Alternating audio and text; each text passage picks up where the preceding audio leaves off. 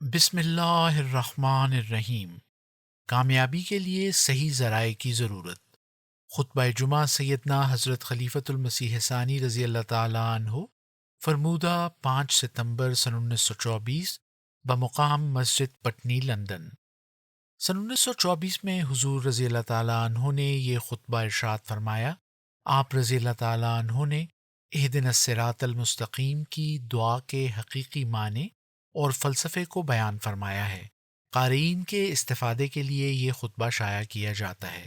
ادارہ: خدا کو کسی کے الٹے سیدھے لٹکنے کی ضرورت نہیں، اور نہ اس کے اعمال کے ساتھ پاکیزگی اور وہ اخلاص جو خدا تعالیٰ کے قرب کا ذریعہ ہے وابستہ ہے۔ خدا تعالیٰ کے احکام تکلیف کے لیے نہیں ہوتے، بلکہ ان سے کامیابی اور ابدی راحت وابستہ ہوتی ہے۔ تشہد و تعوذ اور سورہ فاتحہ کی تلاوت کے بعد حضور رضی اللہ تعالیٰ عنہ نے فرمایا، سورہ فاتحہ کی جس کو ہم بار بار پانچوں وقت نماز میں پڑھتے ہیں، ایک آیت ہے جو دشمنوں کے لیے ہمیشہ ٹھوکر کا موجب ہوتی رہی ہے، ہمارے لیے بہت ہی قابل غور ہے، اور وہ اہدنا الصراط المستقیم ہے۔ ایک مسلمان جو اسلام قبول کر چکا ہے بلکہ اسلام کے موافق زندگی بسر کرنا چاہتا ہے اور اپنے وقت اور آرام کی قربانی کرنا چاہتا ہے، جب عبادت کے لیے کھڑا ہوتا ہے تو کس غرض کے لیے دعا کرتا ہے، یہ سوچنے کے قابل بات ہے۔ اہدنا الصراط المستقیم کے معنی کئی رنگ میں کیے جاتے ہیں۔ ایک مشہور معنی تو یہ ہیں کہ خدا کے تین معنی ہیں: رستہ دکھانا، اس پر چلنا، چلاتے رہنا۔ ایک شخص جو نہیں جانتا کہ سچا مذہب کون سا ہے، وہ جب اہدنا الصراط المستقیم کی دعا کرتا ہے تو اس کا مطلب اور مقصد یہ ہے کہ حقیقی مذہب کا راستہ دکھا، اور جو مذہب قبول کر چکا ہے اس کی دعا یہ ہوگی کہ اس مذہب پر چلنے کی توفیق عطا فرما، اور جس کو توفیق ملی ہے اس کی دعا اس غرض سے ہے کہ اس توفیق عمل کو قائم رکھ کر اس صحیح راستے پر چلاتا ہی رہ، اور اس طرح پر استقامت عطا کر۔ یہ عام اور مشہور معنی ہیں جو کیے جاتے ہیں اور اپنی جگہ درست ہیں، لیکن اس کے ایک اور معنی بھی ہیں جس کی حقیقت نہ سمجھنے کی وجہ سے مسلمانوں کو بھی اور دوسرے لوگوں کو بھی دقتیں پیدا ہوتی ہیں۔ میرے خیال میں بہت سے لوگ مسلمانوں میں بھی اور دوسری اقوام میں بھی ایک غلطی میں مبتلا ہیں، اور وہ اس غلطی کو یہی نہیں کہ غلطی نہیں سمجھتے، بلکہ اس پر مصر ہیں، اور وہ یہ ہے کہ ان کے خیال میں کسی کامیابی کے لیے اتنا ہی ضروری ہے کہ یہ معلوم ہو جاوے کہ فلاں صحیح راستہ ہے۔ ایشیا کے اکثر مذاہب، برہمو وغیرہ اسی غلطی میں مبتلا ہیں۔ وہ کہتے ہیں کہ سچائی کے معلوم ہو جانے پر اس کا مل جانا کیا مشکل ہے، مگر یہ نفس کا دھوکہ اور غلط خیالی ہے۔ دیکھو، یہ مان لینے کے بعد کہ خدا موجود ہے، خدا مل نہیں جاتا۔ ایک شخص جانتا ہے کہ امریکہ موجود ہے، لیکن اس کے علم کے ساتھ وہ امریکہ پہنچ نہیں جاتا۔ یہ جان لینے پر کہ ماؤنٹ ایوریسٹ ہمالیہ کی سب سے اونچی چوٹی ہے، وہ اس چوٹی پر چڑھ نہیں جاتا۔ تو پھر یہ کہہ دینے سے کہ ہم نے خدا کو مان لیا ہے، کوئی شخص خدا تک کس طرح پہنچ جاتا ہے؟ اس مادی عالم میں جبکہ محض علم کسی چیز کا اس کے حصول کا باعث نہیں ہو جاتا، تو خدا تعالیٰ کا قرب محض اس علم سے کہ خدا موجود ہے کیوں کر حاصل ہو سکتا ہے؟ بہت لوگ ہیں جو اس غلطی میں مبتلا ہیں اور مجرد علم اور مان لینے کو کافی سمجھتے ہوئے ہیں، حالانکہ یہ بہت ہی ادنا اور ابتدائی درجہ ہے۔ پھر ایک جماعت ہے جو اس سے بڑھ کر کہتی ہے کہ اس کے حصول کے لیے کوشش کی ضرورت ہے۔ بے شک یہ درست ہے، جب تک کسی سچائی کے حاصل کر لینے کے لیے کوشش نہ کی جائے ہم اس کو نہیں پا سکتے، لیکن اس کوشش کے ساتھ جس چیز کی ضرورت ہے اور جس کے بغیر مطلب حاصل ہو ہی نہیں سکتا، وہ یہ ہے کہ ہماری کوشش ان ذرائع سے ہو جن کے ذریعے کامیابی ہوتی ہے۔ دنیا میں ناکامیوں کی بڑی وجہ یہی ہوتی ہے کہ صحیح ذریعے سے لوگ کوشش نہیں کرتے، اور نتیجہ یہ ہوتا ہے کہ اپنے مقصد میں ناکام رہ جاتے ہیں۔ بس سورہ فاتحہ کی یہ آیت اس اصل کی طرف توجہ دلاتی ہے، اور اس سے یہ بھی سبق ملتا ہے کہ صحیح ذرائع کی طلب ہمارا پہلا مقصد ہے۔ اہدنا میں اول انسان ہدایت چاہتا ہے کہ صحیح راستہ مل جائے، مگر صرف اسی قدر کہہ کر نہیں چھوڑ دیا کہ انسان کو ہدایت کا علم ہو جاوے، نہیں، بلکہ اہدنا الصراط المستقیم کہہ کر انسان کے اندر ایک جوش پیدا کر دیا ہے کہ صحیح ذرائع جو ہدایت تک پہنچتے ہیں ان کی توفیق ملے، وہ میسر آ جائیں۔ اگر وہ صحیح ذرائع نہ ملیں تو سوائے سوزش اور جلن کے کیا ہوگا؟ انسان کو ناکامی پر کس قدر تکلیف ہوتی ہے جب وہ اپنی محنت اور کوشش کو دیکھتا ہے کہ رائیگاں چلی گئی۔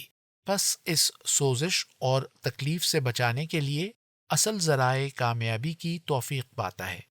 ایک پیاسا آدمی اتنا تو جانتا ہے کہ پانی ہے، مگر اس تک پہنچ نہ سکنے کے باعث اس کی شدت پیاس اور بھی زیادہ بڑھ جاوے گی۔ اتنے علم سے اسے فائدہ نہیں ہوگا۔ بس کامیابی کے لیے جس چیز کی ضرورت ہے وہ اس کے صحیح ذرائع کا حصول ہے، اور یہ خدا تعالیٰ کے فضل اور رہنمائی کے بغیر ممکن نہیں۔ اسی لیے قرآن مجید نے اہدنا الصراط المستقیم کی تعلیم دی ہے۔ افسوس سے کہنا پڑتا ہے کہ ہماری جماعت میں بھی پورے طور پر اس کا احساس نہیں، اور وہ سمجھتے ہیں کہ ہمارے لیے مان لینا اور اس پر عمل کرنا کافی ہے، مگر عمل کے لیے جب تک ذرائع ساتھ نہ ہوں وہ عمل بھی ناقص اور بے معنی ہو جائے گا۔ میں جانتا ہوں کہ بعض لوگ بڑی قربانی کر کے کام کرتے ہیں، مگر اس میں نقص ہوتا ہے اور نتیجہ ناکامی ہوتی ہے۔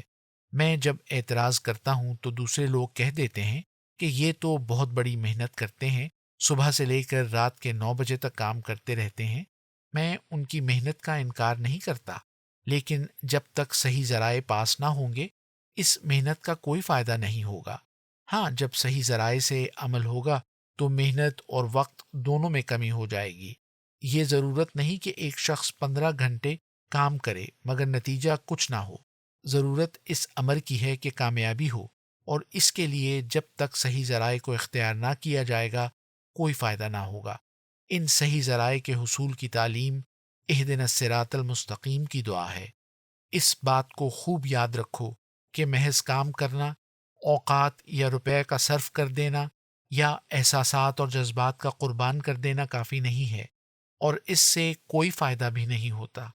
اصل چیز جس کے لیے انسان ساری محنتیں اور قربانیاں کرتا ہے کامیابی اور حصول مقصد ہے۔ اگر وہ حاصل نہیں ہوتا تو کیا فائدہ؟ اور اس کا سب سے بڑا ذریعہ یہی ہے کہ ان اسباب کو حاصل کیا جائے جو اس کے لیے ضروری ہیں، اور یہ خدا تعالیٰ کے فضل اور توفیق سے ملتے ہیں۔ اسی کے لیے یہ دعا ہے، پہلے اصل مقصد کا علم حاصل کرو، پھر اس کے صحیح ذرائع حاصل کرنے کے لیے خدا تعالیٰ سے دعا کرو، پھر استقامت کے ساتھ ان ذرائع سے کوشش کرو، اور یہ عزم کر لو کہ اس مقصد کو حاصل کرنا ہے۔ اس کے لیے تھکو نہیں اور ہمت نہ ہارو، ورنہ بغیر صحیح ذرائع کے اصل مقصد دور ہوتا جائے گا۔ ایک شخص دن میں 5 نمازیں پڑھتا ہے، اور ایک ہندو ہے جو رات دن الٹا لٹکا رہتا ہے اور ایسی شدید محنت برداشت کرتا ہے کہ تصور سے بھی تکلیف ہوتی ہے۔ بظاہر یہ معلوم ہوتا ہے کہ نمازوں کے مقابلے میں اس کی محنت اور عمل بہت بڑا ہے، مگر کیا اس طریق سے خدا مل جاتا ہے؟ خدا کو کسی کے الٹے سیدھے لٹکنے کی ضرورت نہیں، اور نہ اس کے اعمال کے ساتھ پاکیزگی اور وہ اخلاص جو خدا تعالیٰ کے قرب کا ذریعہ ہے وابستہ ہے۔ خدا تعالیٰ کے احکام تکلیف کے لیے نہیں ہوتے، بلکہ ان سے کامیابی اور ابدی راحت وابستہ ہوتی ہے۔ اگر چارپائی پر بیٹھ رہنے یا سونے سے کامیابی ہو تو خدا یہی حکم دیتا۔ انسان بعض اوقات اس حقیقت کو نہیں سمجھتا اور دھوکہ کھاتا ہے۔ خدا تعالیٰ انسان کو مشقتوں میں ڈالنا نہیں چاہتا، بلکہ خدا تعالیٰ تو انسان کے لیے یسر پسند کرتا ہے۔